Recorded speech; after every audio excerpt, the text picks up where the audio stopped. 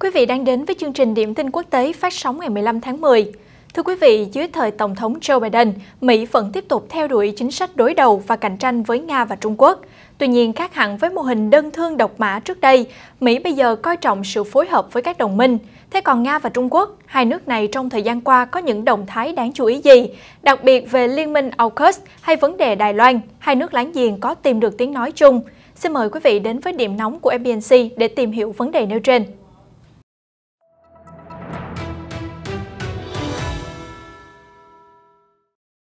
Quan hệ giữa Trung Quốc và Nga thường xuyên được mô tả là đạt được tầm cao chưa từng thấy trong các năm qua.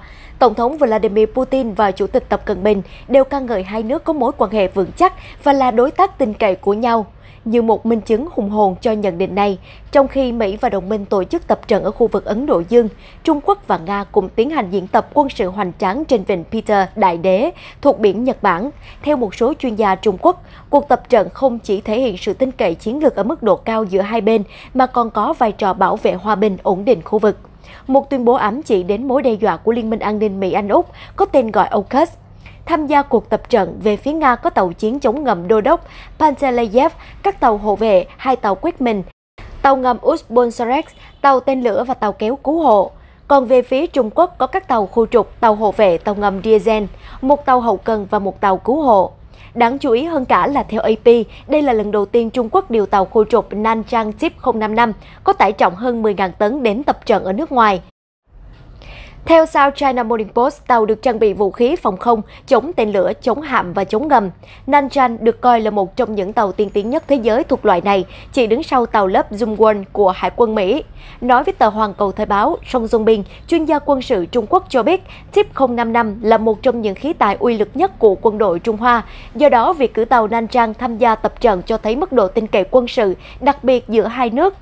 Theo truyền thông, cuộc tập trận bao gồm hoạt động phối hợp chiến thuật cơ động, hỗ trợ chống mình cho các nhóm hải quân, bắn pháo vào mục tiêu trên biển. Ngoài ra còn có hoạt động tìm kiếm và ngăn chặn tàu ngầm giả định của đối phương trong khu vực quy định. Không chỉ cùng nhau nâng cao khả năng sẵn sàng chiến đấu, Moscow còn chia sẻ quan điểm với Bắc Kinh về một số vấn đề nóng trong khu vực. Trong cuộc phỏng vấn mới đây với đài CNBC của Mỹ, Tổng thống Putin đã đề cập đến thỏa thuận AUKUS một cách đầy lo ngại.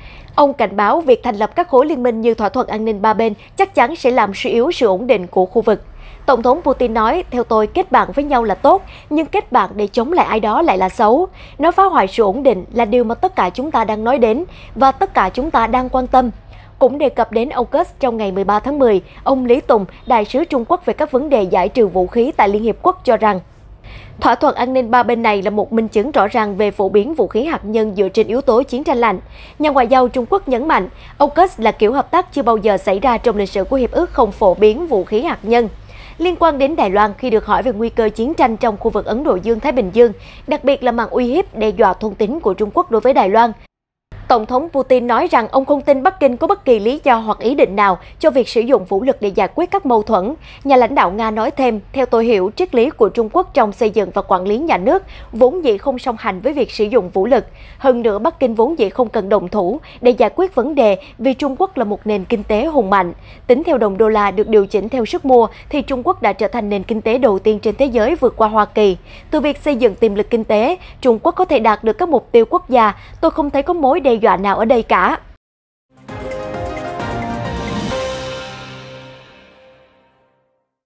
FBNC sẽ tiếp tục cập nhật những điểm nóng thế giới trong bản tin tiếp theo. Còn diễn biến chính trường và thương trường các nước ra sao? Xin đừng vội chuyển kênh, hãy cùng chúng tôi cập nhật các thông tin nóng nhất trong phần điểm tin nhanh ngay sau đây. Thưa quý vị, vào hôm nay, ngày 15 tháng 10, sẽ là ngày cuối trong chuỗi cuộc tập trận phòng thủ chung tại vịnh Bengal, phía đông bắc Ấn Độ Dương của 4 nước thành viên Bộ Tứ Kim Cương, gồm Mỹ, Nhật, Ấn, Úc, bắt đầu từ thứ Hai, ngày 11 tháng 10. Chuỗi tập trận với mục đích tăng cường hơn nữa quan hệ đối tác an ninh của họ trong bối cảnh sức mạnh quân sự ngày càng tăng của Trung Quốc trong khu vực. Theo truyền thông nhà nước Trung Quốc, cuộc chiến ở biên giới Ấn Độ xảy ra đồng thời với căng thẳng gia tăng ở eo biển Đài Loan, không phải là một sự trùng hợp ngẫu nhiên. Phía Bắc Kinh đổ lỗi Mỹ đứng sau dàn xếp tất cả để hạ bệ Trung Quốc. CNN còn bình luận rằng mặc dù Đài Loan và dãy Himalaya cách nhau 4.500 km, nhưng Bắc Kinh vẫn coi Mỹ là thủ phạm chính trong việc gia tăng căng thẳng. Cũng liên quan đến Đài Loan, một cuộc khảo sát mới của Viện Brookings đối với 1.000 người dân hòn đảo cho thấy 57,6% số người được hỏi tỏ ra lo ngại về nguy cơ bùng nổ cuộc chiến với ông lớn ở bên kia eo biển, nhưng họ cho biết mình không hề hoảng sợ. Tuy nhiên, theo cuộc khảo sát, nhiều người Đài Loan không tự tin vào khả năng phòng vệ của hòn đảo. Trong một cuộc phỏng vấn với CNBC tại tuần lễ năng lượng Nga, Tổng thống Vladimir Putin cho biết một cuộc đối đầu quân sự giữa Trung Quốc và Đài Loan sẽ khó xảy ra vì với tiềm lực kinh tế khổng lồ của Trung Quốc, nước này hoàn toàn có khả năng thực hiện các mục tiêu quốc gia của mình, trong đó có việc chiếm Đài Loan.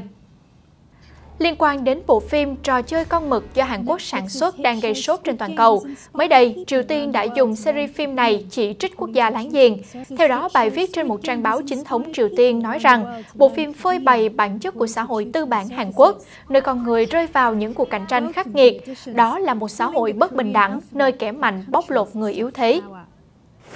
Ở một diễn biến khác, mới đây, phát biểu tại một lễ trao giải Carlos ở Tây Ban Nha, Thủ tướng Đức Angela Merkel đã cảnh báo về sự chia rẽ trong nội bộ Liên minh châu Âu EU và đưa ra lời kêu gọi đoàn kết hơn nữa trên toàn châu lục để đối phó với các quốc gia bên ngoài, đặc biệt là Trung Quốc. Theo bà đầm thép, cách đối phó với sự trỗi dậy của Trung Quốc phụ thuộc rất nhiều vào việc liệu châu Âu có thực sự cùng cất cao một tiếng nói chung hay không. Thưa quý vị, vừa qua, truyền thông nhà nước Thổ Nhĩ Kỳ cho biết nước này đang có kế hoạch đàm phán với Morocco và Ethiopia về việc bán máy bay không người lái có vũ trang, một động thái được cho là qua mặt các ông lớn ở phương Tây, ở thị trường vũ khí truyền thống. Được biết, hai quốc gia đối tác trên đã ngỏ ý với Ankara về việc mua số lượng lớn máy bay không người lái. Liên quan đến căng thẳng giữa Úc và Pháp sau vụ lật kèo hợp đồng đóng tàu ngầm hôm 13 tháng 10, Bộ trưởng Thương mại Úc Dan Tehan cho biết nước này muốn giải quyết ổn thỏa mọi chuyện với Paris. Theo đó, ông Tehan cho biết kế hoạch ban đầu của ông tại Brussels bao gồm các cuộc đàm phán với quan chức Ủy ban châu Âu về một hiệp định thương mại tự do. Theo tiết lộ của cựu cố vấn Tổng thống Jason Miller, ông Donald Trump trong những tháng gần đây đã giảm cân để trở nên khỏe mạnh hơn. Ông đã giảm được khoảng 9 đến 11 kg. Theo mô tả của ông Mueller, cựu Tổng thống Trump vui vẻ hơn, rám nắng và có đủ thời gian nghỉ ngơi sau khi rời Nhà Trắng hồi tháng 1. Xin được chuyển sang một số thông tin đáng chú ý khác. Thưa quý vị, cảnh sát Na Uy mới đây cho biết nghi phạm dùng cung tên sát hại 5 người ở thị trấn Kongsberg vào chiều ngày trước đó là Praten, 37 tuổi, ngụ tại địa phương. Nghi phạm mang quốc tịch Đan Mạch và đã cải sang đạo Hồi. Cảnh sát đang điều tra theo hướng một vụ tấn công theo chủ nghĩa bạo lực cực đoan. Một video mới đây do blogger Scott Waring chia sẻ đã gây xôn xao cộng đồng mạng ở Mỹ. Theo blogger Waring khẳng định, đây là những UFO bay theo đội hình quân đội và có một nhân chứng cách tôi 50 km cũng nhìn thấy chúng. Đây là bằng chứng cho thấy người ngoài hành tinh đã lập căn cứ ở đâu đó trên sa mạc Mỹ. Hiện chưa thể chắc chắn về tính xác thực của video. Theo Reuters, có khoảng 53.000 người Afghanistan đang được bố trí tại các căn cứ quân sự trên khắp nước Mỹ. Đây là những người đã rời khỏi đất nước sau khi Taliban lên nắm quyền vào tháng 8. Sau khi kiểm tra giấy tờ và sức khỏe, họ sẽ được giúp đỡ tìm nhà ở, tài trợ và công việc dự kiến sẽ mất ít nhất vài tuần. Tại Ecuador, vào ngày 14 tháng 10 vừa qua, 4 tù nhân đã tử vong tại cùng một nhà tù, nơi mà cách đó 2 tuần, 119 tù nhân đã bị giết trong cuộc bạo loạn đẫm máu nhất ở nước này. Cảnh sát Ecuador cho biết, 2 vali chứa đầy súng đạn đã được tìm thấy trong cùng một nhà tù trong một cuộc khám xét riêng biệt. Chuyển sang thông tin đáng chú ý về môi trường. Iqaluit, thủ phủ của lãnh thổ Nunavut ở cực bắc của Canada, giáp với Greenland, đã ban bố tình trạng khẩn cấp vào tối thứ Ba ngày 12 tháng 10, yêu cầu 7.000 người dân ngừng sử dụng nước trong vùng để uống và nấu ăn do nghi ngờ về tình trạng ô nhiễm. Kết quả từ các cuộc điều tra đã tìm thấy khả năng ô nhiễm hydrocarbon tại một nhà máy xử lý nước. Tại Indonesia, vào thứ Năm ngày 14 tháng 10, sau 18 tháng gián đoạn vì đại dịch, Thống đốc Bali cho biết các chuyến bay quốc tế có thể nối lại vào cuối tháng 10 này. Hiện tại, sân bay quốc tế trên đảo Bali đã mở cửa cho du khách đến từ 19 quốc gia.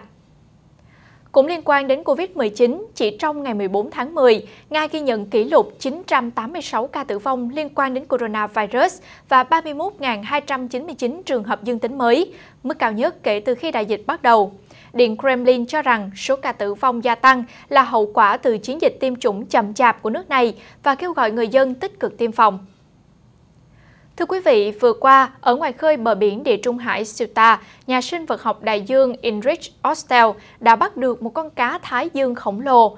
Theo đó, cá Thái dương khổng lồ được xếp vào loại dễ bị tổn thương và bị cấm ăn thịt ở châu Âu. Cá này thường có kích thước khá lớn, dài 3,2 m, rộng 2,9 m, nặng 1 tấn. Mới đây, cô Rumeysa Gelgi đã được tổ chức kỷ lục Guinness công nhận là người phụ nữ cao nhất thế giới, với chiều cao 215,16 cm. Theo Reuters, chiều cao bất thường của Gelgi là kết quả của một tình trạng hiếm gặp gọi là hội chứng Wilber. Hội chứng này khiến những người mắc phải có tốc độ tăng trưởng nhanh hơn nhiều so với người bình thường. Xin được chuyển sang một số thông tin kinh tế. Thưa quý vị, mới đây, Microsoft thông báo sẽ đóng cửa mạng xã hội LinkedIn tại Trung Quốc. Đây là mạng xã hội lớn cuối cùng của Mỹ còn hoạt động công khai ở quốc gia này. Microsoft cho biết nguyên nhân của quyết định này là do thách thức ngày một lớn trong môi trường vận hành và các quy định ngày một gắt gao tại Trung Quốc. Theo Reuters, tại Nhật Bản, chi phí cung cấp nguyên liệu thô tăng cao khiến các mặt hàng tiêu dùng tăng giá từ cà phê đến thịt bò. Mặc dù tiền lương của người lao động vẫn như thế, không có gì thay đổi. Tuy nhiên, tiền lương đã không tăng trong nhiều thập kỷ qua.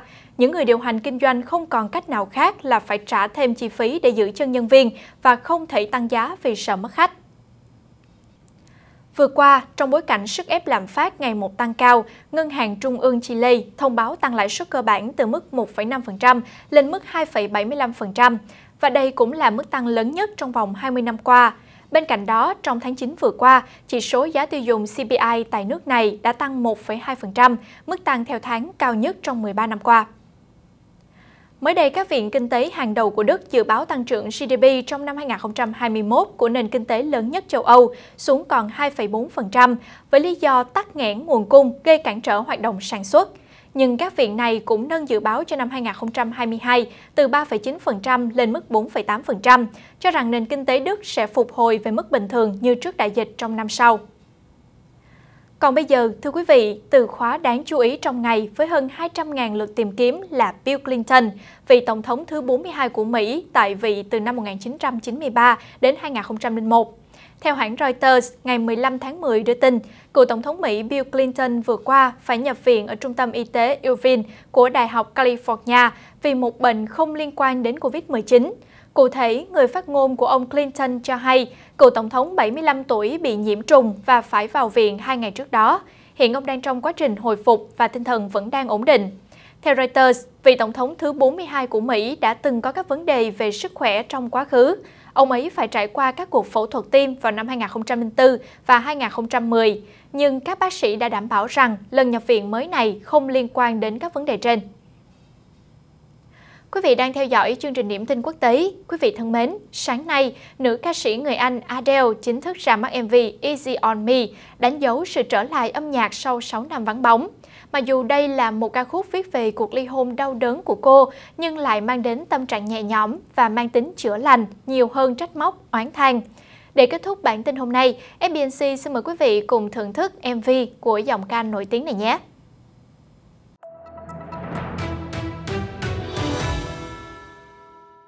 Nhẹ nhàng với em thôi, em vẫn là một đứa trẻ, chẳng còn cách nào để thay đổi những điều này nữa rồi.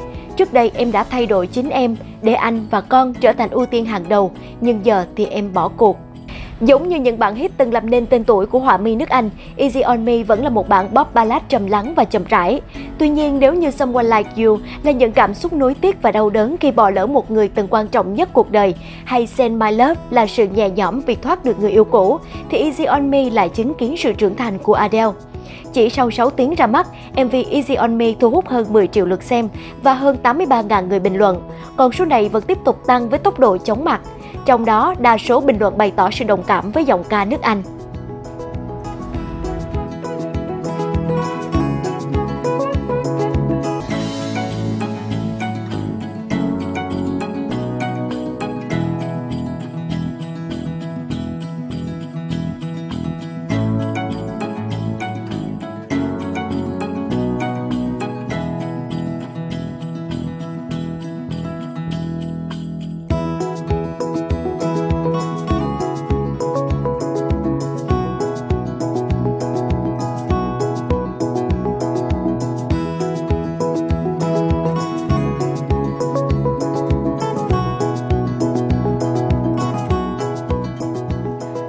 vừa rồi cũng đã khép lại chương trình Điểm tin quốc tế hôm nay. Xin chân thành cảm ơn quý vị đã quan tâm theo dõi. Xin chào và hẹn gặp lại ở những bản tin tiếp theo trên các nền tảng của FBNC.